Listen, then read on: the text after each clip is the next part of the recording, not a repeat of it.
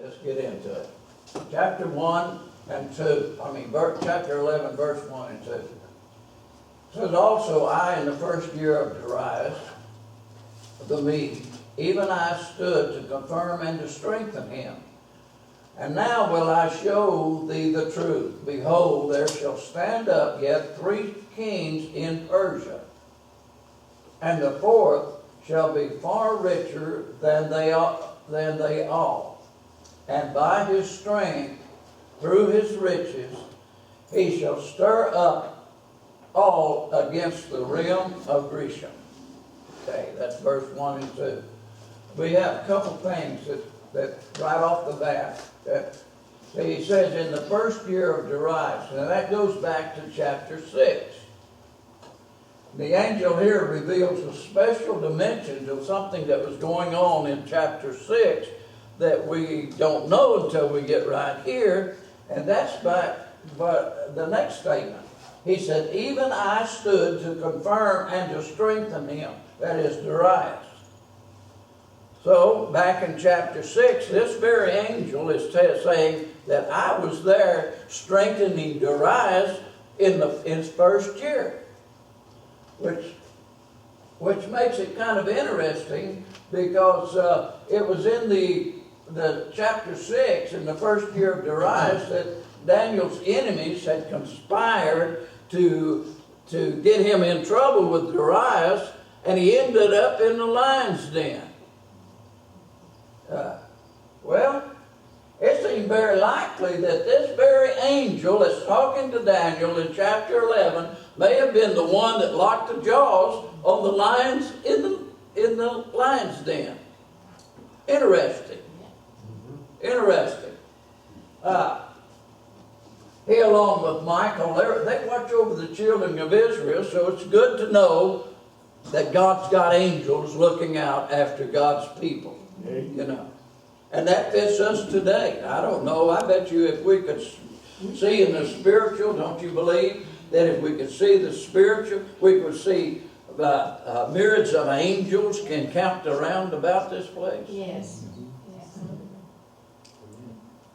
Remember the prophet asked the Lord to open his servant's eyes so he could see what God had protecting them, you know. Anyway, interesting. Okay, but now, the first year of Darius was in 539 BC. And this is the 3rd year of Cyrus, which is 536. So we're about 3 years later in receiving this message. And his next statement was, behold, there shall stand up yet 3 kings in Persia. Now the angel begins his message, begins giving him the revelation that he come to give him. Like I said, Daniel's getting a lot more than he anticipated when he was praying those 21 days, I think. I'm pretty sure. Because he probably wasn't expecting all of these, whether there's 1 angel, 2 angels, or 3 angels showing up. And the first person that he sees seems to have been the Lord himself.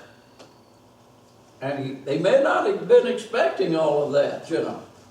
One good thing about serving God, about the time you got it all figured out, God's going to do something that lets you know that things are going to be different.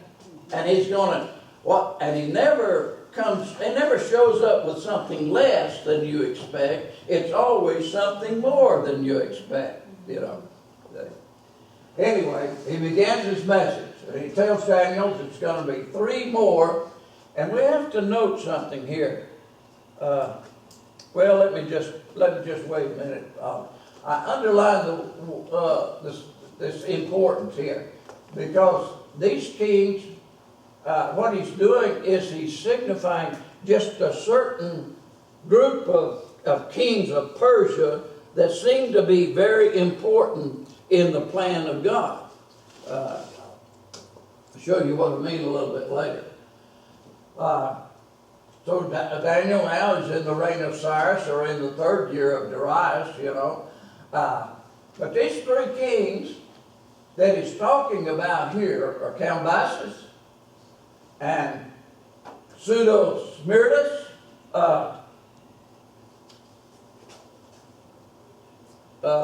This is an interesting guy here, this Pseudo-Smyrtus.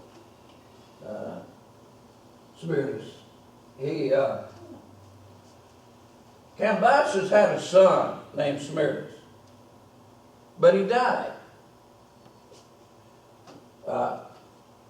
I'm sorry, not Cambyses, it wasn't Cambyses' son, it was Cambyses' brother, Smyrtus, but he died.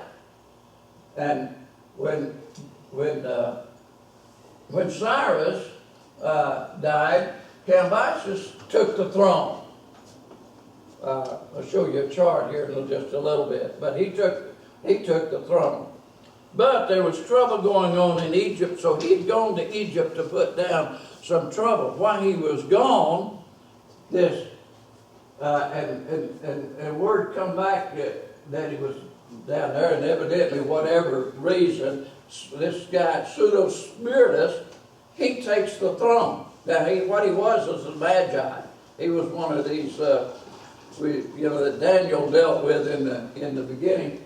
But he takes the throne and claims that he's Cambyses' brother, Smyrtus. That's why he's known as Pseudo-Smyrtus, the false Smyrtus. Anyway, he didn't reign very long. Anyway, Cambyses, on his way back to address all of this, died. And so his general, Darius, he addresses that, and he becomes the third king that's talked about here. These three kings of Persia. Then he says in this statement, says, the fourth shall be far richer than they all. Now, in other words, the fourth one that's in this prophecy is going to be greater than the rest of them. This king was Xerxes the first. You find him in Ezra chapter 4. He's known as Ahasuerus. You'll find him in the book of Esther.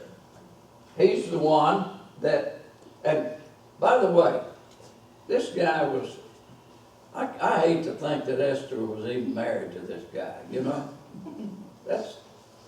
He's a nut. I mean, I don't know any other way to say it.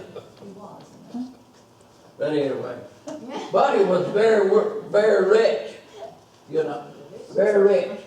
But that's Xerxes. He led an expedition into Greece with disastrous results. He spent 4 years preparing his attack on Greece, and he gathered hundreds of thousands of soldiers and riches and all of that, and he attacked Greece. And he accomplished certain things in Greece, and the Grecians really hated him. But he come to a place where he was trying to get from Asia over into Thrace, and this waterway that separates the two. So he has engineers build a couple of bridges across there, and storm comes up and tears the bridges down. So what he does is he has the engineers beheaded, and then he has his army.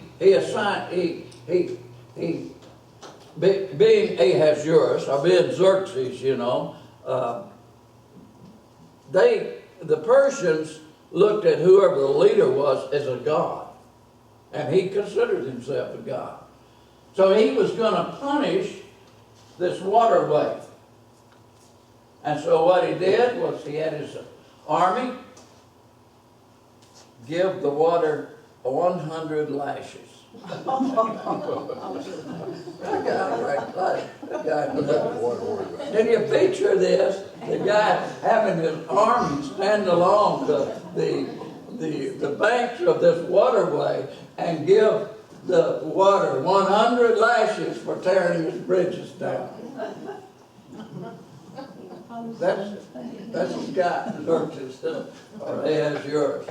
But anyway, in fact, the matter is, it was after, if I remember correctly, it was after this excursion into to try and defeat Greece. It was after he'd come back that he married Esther. You know, if I remember correctly, you know, Esther is all those girls had spent a year bathing in perfume and oil and, you know, all of this stuff. And, you know, for him to pick out the one he wanted after Vashti had refused to appear, you know. And the suggestion was, well, we just get you another girl, you know. And so, anyway, this is Xerxes. But anyway, from Xerxes on, now, what is somewhat puzzling to me is that, and I don't know the answer, is that from Xerxes on, the Persian Empire was on the decline. But Xerxes is not the last ruler. But that's all that this prophecy addresses here, is that, and then it jumps all of these other rulers. Let me see if I can show you. Well, let me give you a little bit more about this Xerxes. Here's what the Encyclopedia Britannica says about it. It said, Xerxes, and it's talking about this excursion into Greece. It said, Xerxes then turned his attention westward to Greece. He wintered in Sardis. You all know where Sardis is. You all know that's one of the churches in the book of Revelation. So, in 41 to 40, in 481 to 480. And thence led a combined land and sea invasion of Greece. Now, he finally got across this waterway, but what he did was he had a bunch of ships come in and line up side by side, tied them together with ropes, and made two different, you know, a bunch of ships to get across this waterway, for his army to get across this waterway. So he finally got across the waterway. And then in August of 480, the Persian land forces marched on Athens, taking and burning the Acropolis. That's one reason that the Greeks really hated the Persians, because of that, and the fact that they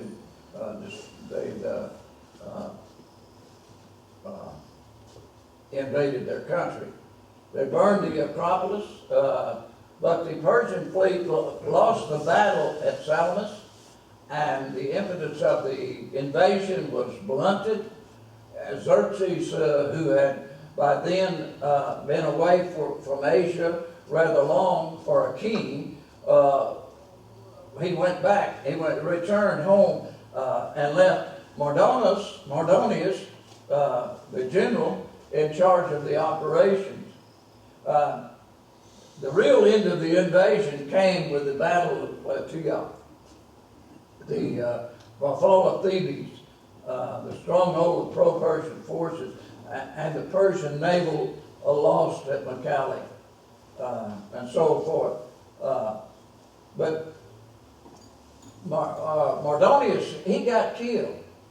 And when he got killed, the Persian army just fell apart. They didn't know how to operate without a leader, you know, which the Greeks were, you know, they had mastered that. So the Persian forces, they collapsed. Time and again, in later years, the encyclopedia says, this was to be the pattern in such encounters, for the Persians never solved the military problem posed by the discipline that the Greeks, hoplites had, and so forth. anyway, that's kind of what it says happened there, you know. But like I said, this guy was a nut.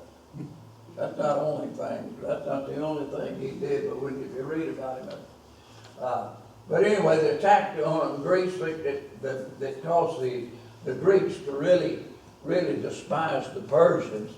And when finally a young guy by the name of Alexander the Great come to power, he had all of his life spent hating the Persians because of Athens and the Acropolis and the invasion of the attempted invasion of Greece. You know, even though they eventually repelled Xerxes and his army had to go back to Persia.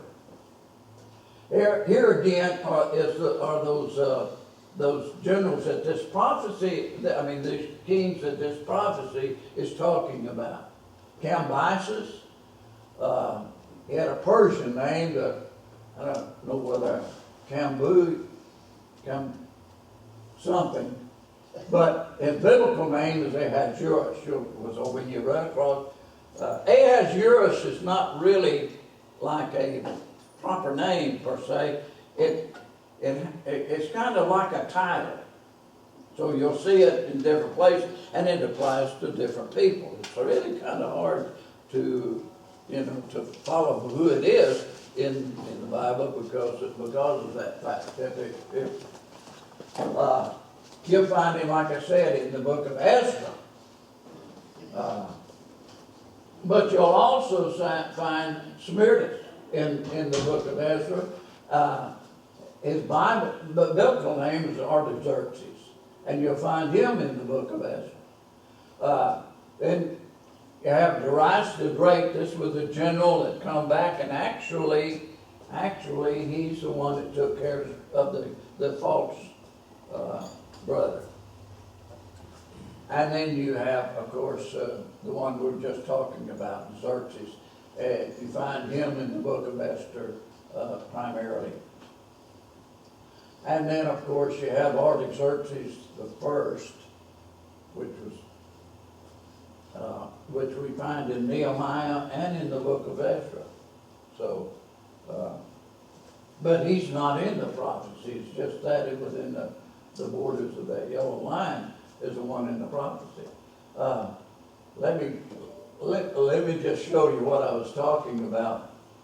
These up here are the ones that actually, those are the three that and this is the fourth. But look at all of the kings that come after them. Now, it's puzzling that the prophecy never went any further than Xerxes, when there were all of these. The last one was Darius the third, and after him, that's when Alexander the Great took the kingdom of Persia. Artaxerxes, now, even the one we find in Nehemiah, if I back up, that being the last one, even the one we find in the book of Nehemiah, Artaxerxes the First, it's not included in this prophecy. It jumps all the way from Xerxes from 485 to 465. And in the book of Esther, it jumps all of the way to Alexander the Great. In these verses that we're talking about. Verse 3, and a mighty king shall stand up. Any questions? I may be going a little fast or leaving out some stuff, but any questions? Any corrections? And a mighty king shall stand up that shall rule with great dominion and do according to his will. And when he shall stand up, his kingdom shall be broken and shall be divided toward the four winds of heaven, and not to his posterity, nor according to his dominion which he ruled For his kingdom shall be plucked up even for others beside those. So we got a little kind of hard to follow the verse 4, but we know what it's telling us. And one reason we do is because we can look back and we can see exactly what happened. You know, so the attacks on Greece from Persia had caused us outrage and simmering in our so when Alexander the Great's father, Philip, he had made plans to retaliate. And this is after Darius III. But during the reign of Darius III, Philip is making provisions to attack, but he dies. And so his young son, Alexander, takes the throne. And Alexander, all of those years as a child, had been taught, just kind of taught to hate the Persians because of what the Persians had done way back. See, a lot of years have passed between Darius III, between Xerxes and Alexander the Great. A lot of years have passed. But their hatred for the Persians had not. So when Alexander took the throne, then he went after them. And in 10 years, he had conquered the known world. You know. I was just thinking, could the reason be they don't mention it is because wasn't most of the Jews, hadn't they already left and gone back to Jerusalem? And Nehemiah, yeah, see, they'd been under Cyrus. Under Cyrus, they'd received permission to go back. And then, but it was a little puzzling as Nehemiah. It didn't include the king that was reigning when Nehemiah went back to build the walls and the gates. You know, it did include the one when Joshua and Zerubbabel went back and built a temple to build a temple. You know, and some of those kings that were mentioned. For example, Smyrna was.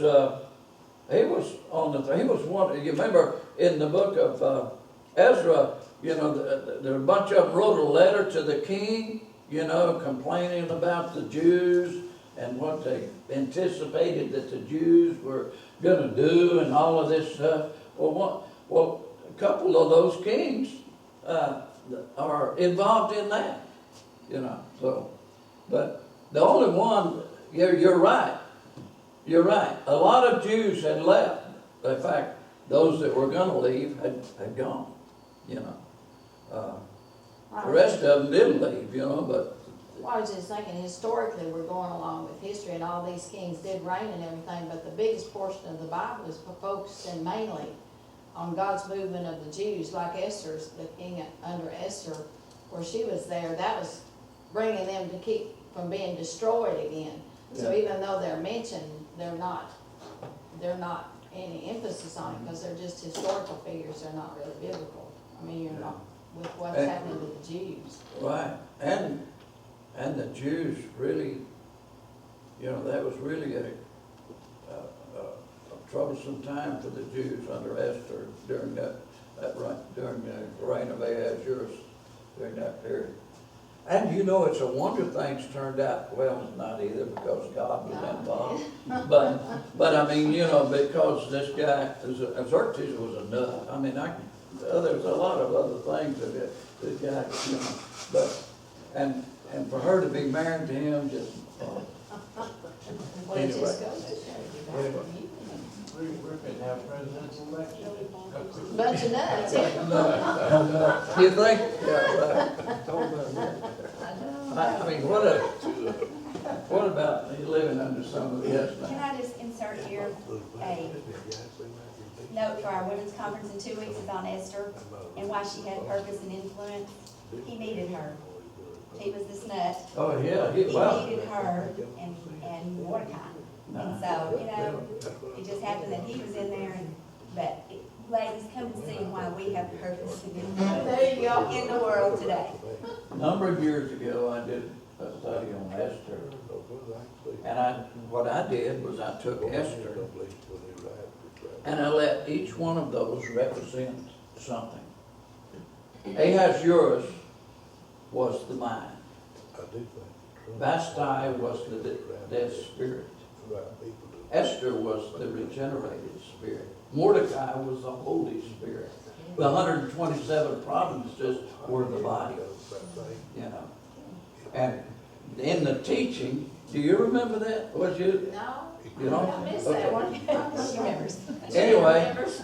Anyway, the concept is that in the teaching was that I said Vashti could not respond to Ahasuerus, you know, because the spirit of man is dead, so can't respond to the things that the mind would want to do to serve God because he can't respond. So, but the regenerated spirit, you know, can. And it's whoever controls the mind controls the 127 provinces. So Mordecai, being the Holy Spirit, was trying to get the regenerated spirit to control, to get the mind, Ahasuerus, to the point where, because it was the mind that determines where they're, you know, what goes on externally, you know. And that was the teaching. I don't know how long I took on that, but that was the way I used that. Anyway, where was I at? At Alexander the Great. Yeah. So in 10 years he took the only after, and we touched this because if you go back to 7 and 8, you know, all of that was in there too. That's why I say this is not something new that is being brought in prophetically. It's something that's being added to that which has already been declared, you know. So anyway, his men refused after they've gone all the way to India. And finally his men said, we're not going any further. We're a long ways from home, you know.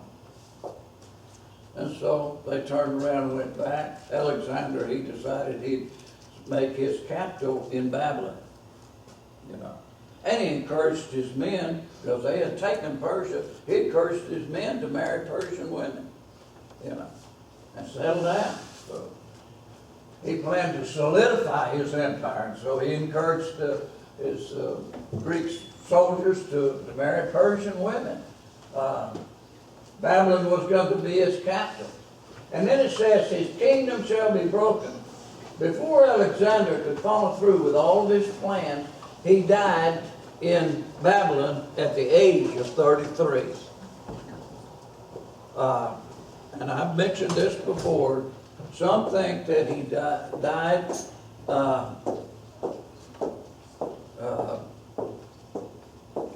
because of a venereal disease.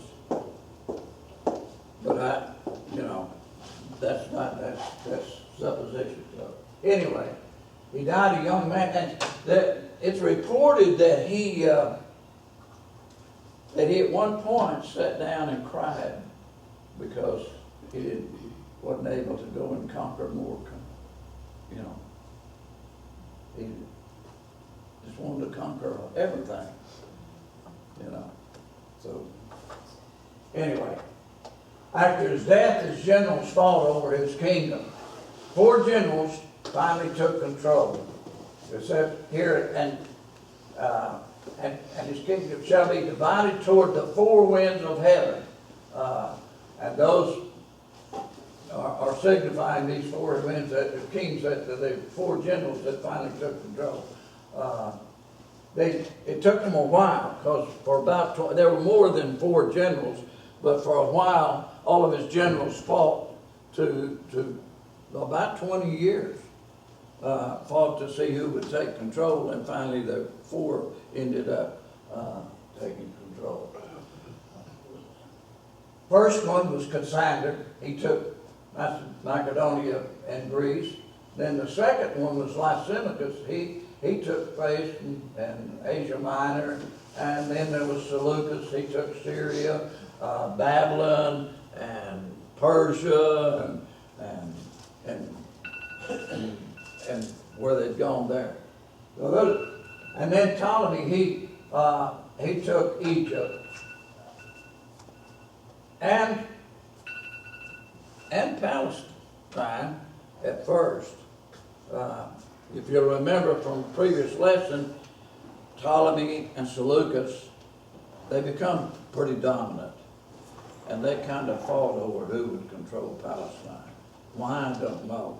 It would, other than the fact that it was just a land route from the eastern part of the world to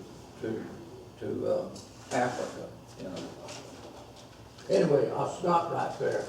But like I said, it's history.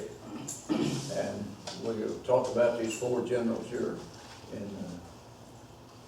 in a little bit and show you a little bit more about the okay? That's it. I'm through. I quit.